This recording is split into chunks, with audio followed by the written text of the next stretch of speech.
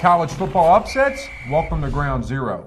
From the Opopco Studios in Oklahoma City and the home state for college football's biggest upsets of the first 2 weeks, you're watching the Press Row. I'm Mike Sherman, and my guest, as always, are Oklahoma columnist Barry Trammell, John Rohde, Jenny Carlson. Jenny, let's start with you. I think Oklahoma City really liked it when it was known as Cinderella City.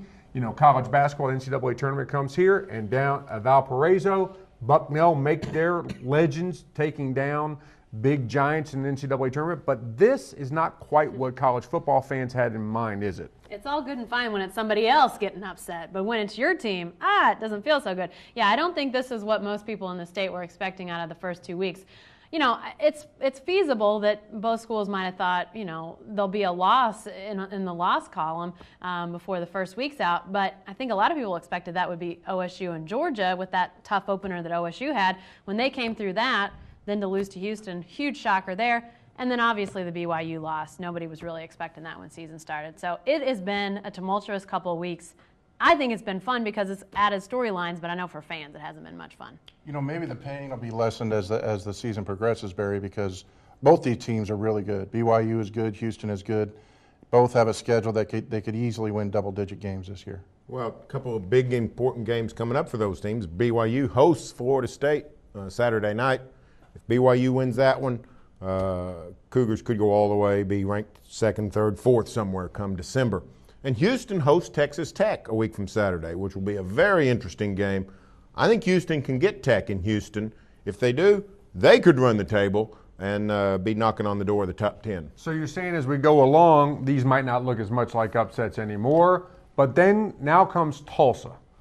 Coming to OU on Saturday. The Sooners have won 25 straight home games.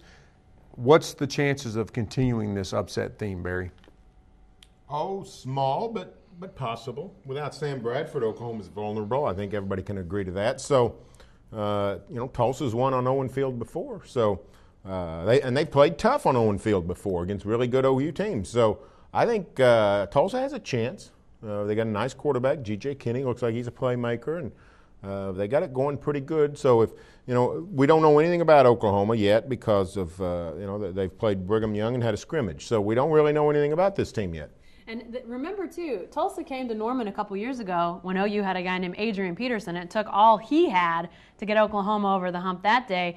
Tulsa had a great game out of Garrett Mills and some guys that have really done nice things post-Tulsa career. But Tulsa's not going to come into that game, I don't think, thinking we're going to be intimidated, we're going to be surprised. I think they know what they're getting into.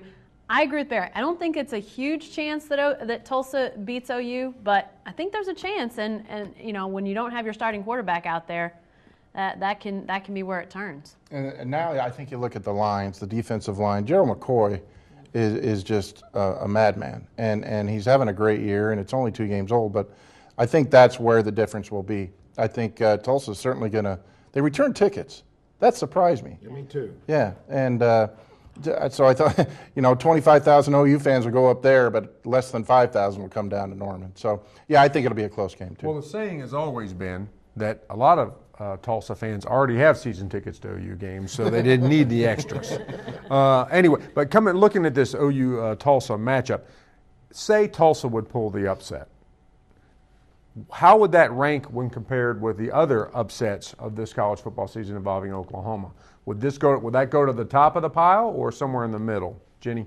Well, I think it would be a bigger upset on OU's schedule because you obviously had the loss of Sam Bradford midstream in the BYU game. So I think that it would rank ahead of that. It might not, though, rank ahead of that OSU loss to Houston. I think that was so unexpected considering what OSU did against Georgia. Not to discredit Houston because I think they've got a really nice team, but that was just so unexpected from what we've seen the week before. I would say that would still rank at the top, but it'd be a great debate to say which of those 2 games is a bigger upset. Well, at least they wouldn't lose to a Cougar, OU or OSU. But I think Tulsa would rank way up there because they've already been burned, Barry. They already supposed to have learned their lesson. The season opener is, a lot of questions, not a lot of answers. But you're supposed to learn after your mistakes. Well, the fact that they're playing without Sam would lessen the novelty of the upset, but the fact they're playing at home would increase it. I mean, Bob Stoops has lost 2 games at home in 11 years. They just don't lose at home. And they not only do they win, they almost always play really well and win going away.